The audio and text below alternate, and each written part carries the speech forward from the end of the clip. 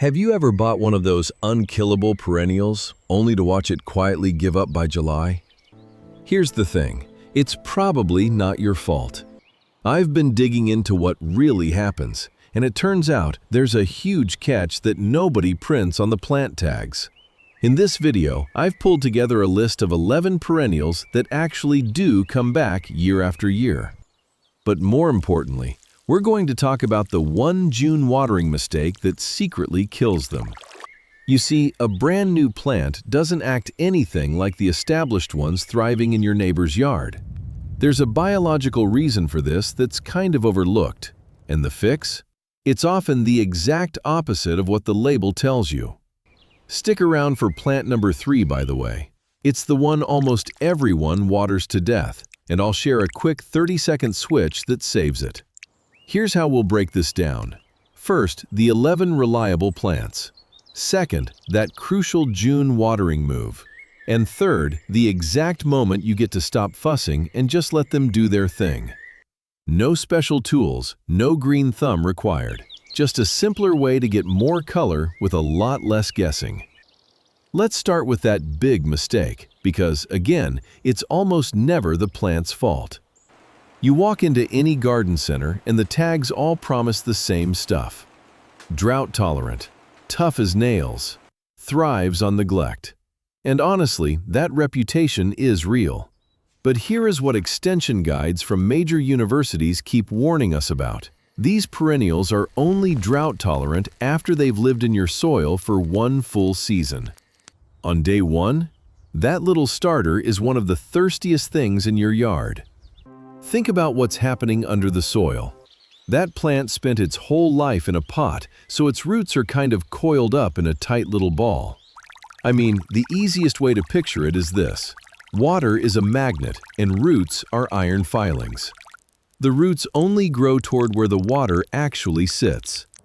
If you sprinkle the surface every evening, those roots stay shallow and lazy, sitting right where the hot June sun just cooks them.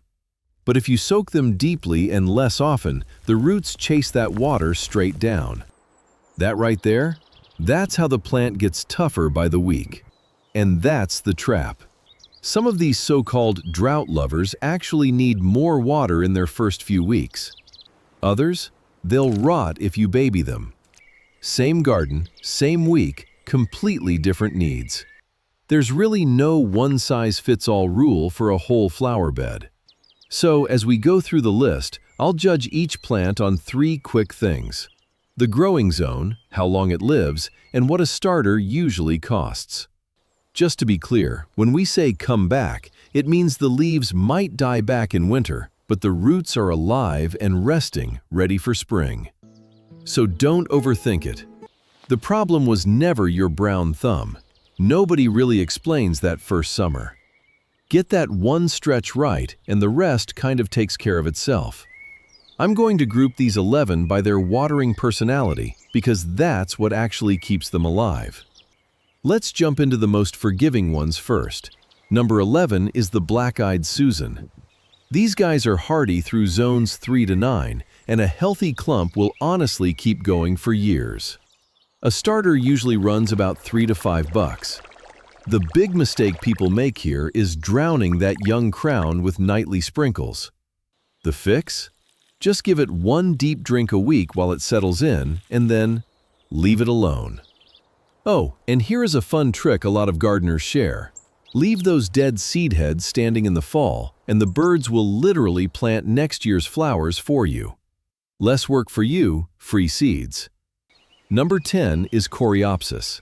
It shares those same easy zones, 3 to 9, and it pumps out blooms for months on almost zero attention.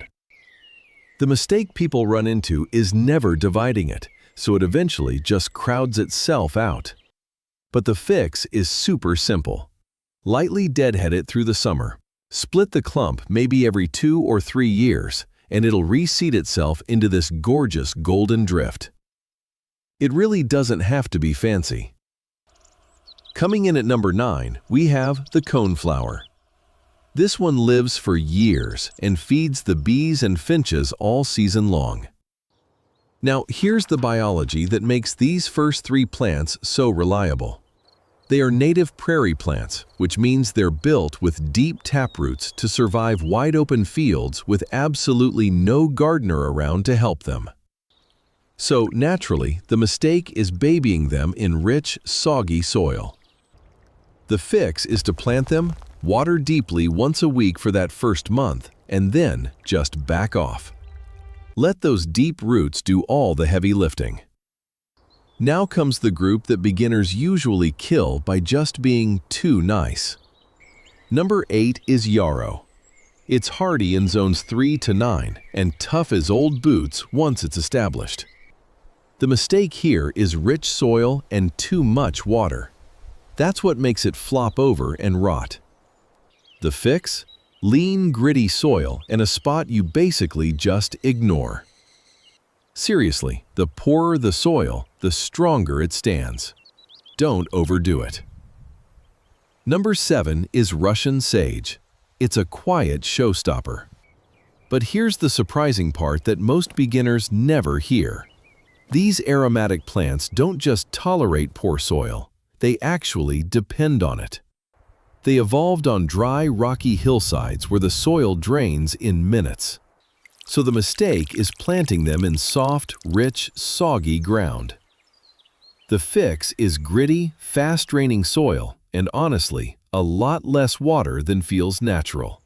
I know it feels wrong to withhold water, but trust the process. Number 6, Catmint. This is kind of our mid-list checkpoint. Remember the promise we started with? 11 plants that come back and the one watering move that saves them. The biggest one is still coming at number 3. For Catmint, the mistake is overwatering and heavy feeding. The fix is gritty soil and a hard shear after the first flush, which gives you a second wave of blooms. Bonus, the scent that makes it smell so good is the exact same oil that keeps deer and rabbits from chewing it. Number 5 is Lavender. Now, this is the one people lose the most. I was reading up on some university extension trials, and they found that more first-year lavender dies from wet feet than from cold winters. Let that sink in. It isn't the frost that kills it, it's the kindness. The mistake is soggy soil and daily water. The fix is coarse, sandy soil, maybe a little grit mixed into your clay, and just enough water to root it in. If you see it turning mushy, that right there, that's the kindness culprit. And number 4 is Mealycup Sage. It's hardy, heat-loving, and it pumps out blue spikes all summer. The mistake is treating it like a thirsty tomato plant. The fix is well-drained soil and deep, infrequent water. Once you get it rooted, it pretty much shrugs off the worst of August. It's really up to you how much you want to watch it, but less is more here. And that brings us to the top 3. Number 3 is Sedum. This is the plant almost everyone waters to death. I mean, it looks like a tough little succulent, right? So you'll hear this myth that it wants to stay bone dry from day one. That's just not true. Here's what actually happens. Its roots are shallow and really fine, and in the first few weeks, they need fairly regular water to grab hold. But if you soak it daily in heavy clay, you can literally watch it turn to mush in a couple of days. The stems go translucent, and then they just collapse. So here is that 30-second switch I promised. Water it like a new seedling for the first 3 weeks, and then treat it like a cactus for the rest of its life. That single change is the whole difference between a sedum that rots and one that comes back bigger every fall. It's that simple. Number 2 is the daylily. Easygoing, adaptable, and often going strong for 20 years or more. It's hardy through zones 3 to 9.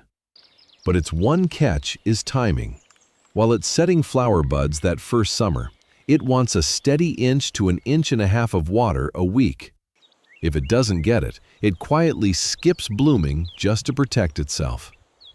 The mistake here is letting it go dry during bud set and then blaming yourself when you end up with all leaves and no flowers. The fix is just that one steady drink while the buds form. After that, it asks for almost nothing. And finally, number 1, the showpiece, the peony. A peony can actually outlive the person who plants it, 50, maybe even 100 years in the right spot. It's hardy through zones 3 to 8. Now here is the detail that trips up almost everyone. You have to plant the peony's eyes, those little reddish buds, no more than an inch or 2 below the surface. Bury them too deep, and the plant will live for years, but it'll simply refuse to bloom. The fix is shallow planting, a dry crown, and keeping the mulch pulled back. Get that right, and it rewards you for a lifetime. There's really no perfect way. Just don't bury it alive. So that is the 11, from easy self-seeders to a peony that could honestly outlive all of us. But knowing the plants is only half of it. There is one simple schedule that ties them all together, and one exact moment where you have to stop watering completely, or you could undo everything. Let's get into that first summer plan. The garden doesn't need a busy gardener, it needs a patient one. And nowhere is that more true than the first summer. So here is the whole plan in 3 short stages. Oh, and a quick safety note first. This watering method uses plain water only, so there's no chemical waiting period.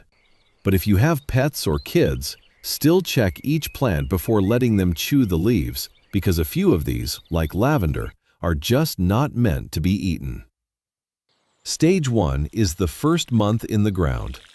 When you plant, give it a slow, deep soak right at the base to settle the soil and push out air pockets, not a light spray on the leaves. After that, use the screwdriver test. Just push a screwdriver into the soil. If it slides in easily, there's still moisture and you can wait. If it's hard and dry, it's time to water. Aim for about an inch a week. Skip it when it rains, and try to water in the morning.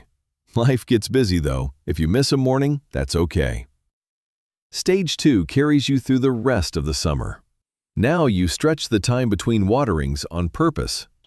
You still soak deeply, but you let the top of the soil dry out in between. That little dry spell is exactly what pulls those roots down deep. A thin layer of mulch helps, but keep it pulled back from the crown. And go easy on the fertilizer that first year. You want strong roots, not soft leafy growth that pests love. Stage 3 is the part I teased earlier, the moment you actually stop. Once that first winter sets in, or fresh growth pushes up the next spring, your job is basically done. From year 2 on, most of these just want to be left alone. And the dry lovers, like Yarrow, Lavender, and Sedum, truly need you to back off. This is the strange, lovely twist. After one careful summer, being a little lazy is exactly what keeps them going for decades. So if you remember 3 things, remember these. Water deep instead of misting. Keep the mulch off the crowns. And don't starve a brand new sedum. That is the whole thing, filtered down to what actually works. To make this easy, I put together a free Comeback Perennial Success Guide. It has the exact watering schedule we covered today, plus a printable log. Just click the first link in the description, print it out, and keep it by your watering can. That way, there's one less thing to guess about. Water deep, save your money on replacement plants, and just have some fun out there. I would love to hear from you. Which plant have you lost to that first summer mistake? Let me know down in the comments. Happy gardening!